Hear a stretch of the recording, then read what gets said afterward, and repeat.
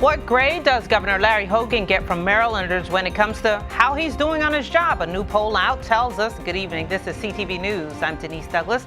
Details on that story shortly. But first, police make an arrest in a deadly double shooting in College Park. 21-year-old Davy Serpis was picked up by police this morning. He faces murder and assault charges in connection with that shooting at Seven Springs Apartments. The incident happened yesterday morning about 5:30. Investigators say Serpis and the victims were at a party when an argument broke out. It was an altercation that was settled with bullets. Residents say they're shocked. That's surprising.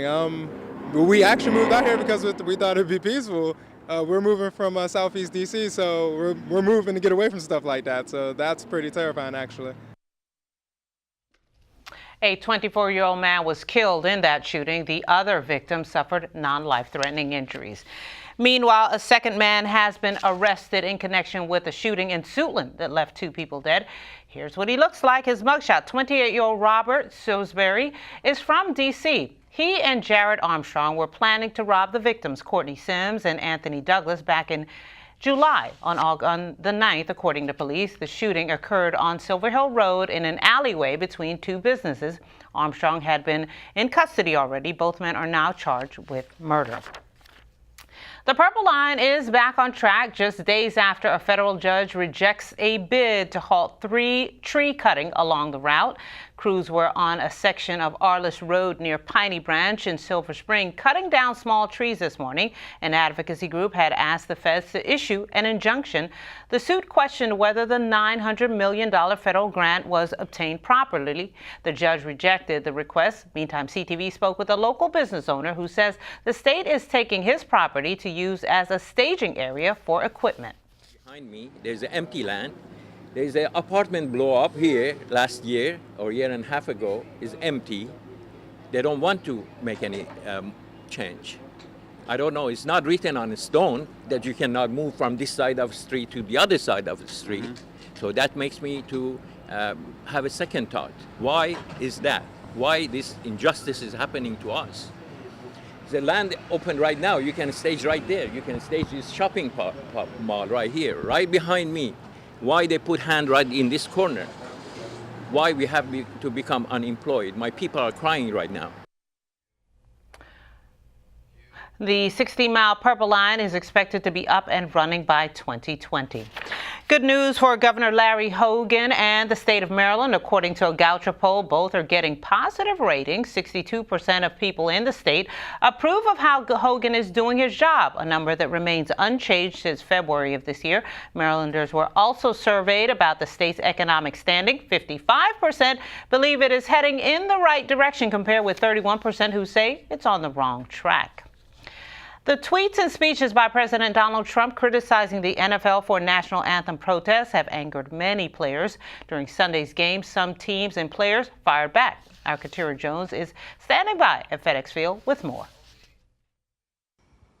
That's right. It seems like it's the NFL versus the President of the United States. Over the weekend, President Donald Trump posted a series of tweets, one saying, "Great solidarity for our national anthem and for our country. Standing locked arms is good. Kneeling is not acceptable. Bad ratings." So what the president is referring to is many players like Colin Kaepernick and others in the NFL kneeling during the national anthem instead of standing with their hands across their chest. So we decided to speak to fans to find out what they think about players kneeling during the national anthem.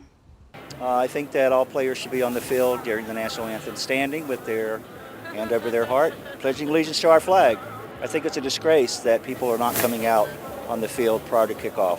Well, I mean, what the president I thought was disrespectful. So, I mean, I don't think they're meaning disrespect, to the flag, but they just for their rights and what they believe is right. So, like I said, I believe they have the right to do that. It's actually pretty heartbreaking. I've been in the military 22 years. I'm still serving today.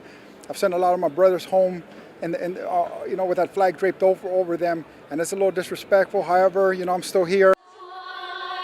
During the singing of the national anthem, owner Dan Snyder linked arm in arm with his players, but across the field, the Raiders sat down.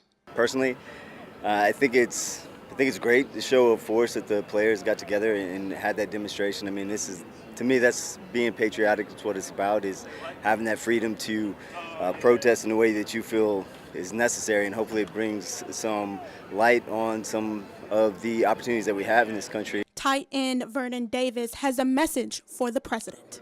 Help make things right. If everyone's calling out and they're trying to fix something, then help it. Let's help the situation, and that way we can mitigate anything that's going on within the NFL and the NBA. Instead of making people mad, you're supposed to make people like you. You're the president. Why not have everyone on your side, right? The president is back at tweeting this morning. I'm going to read you what he posted.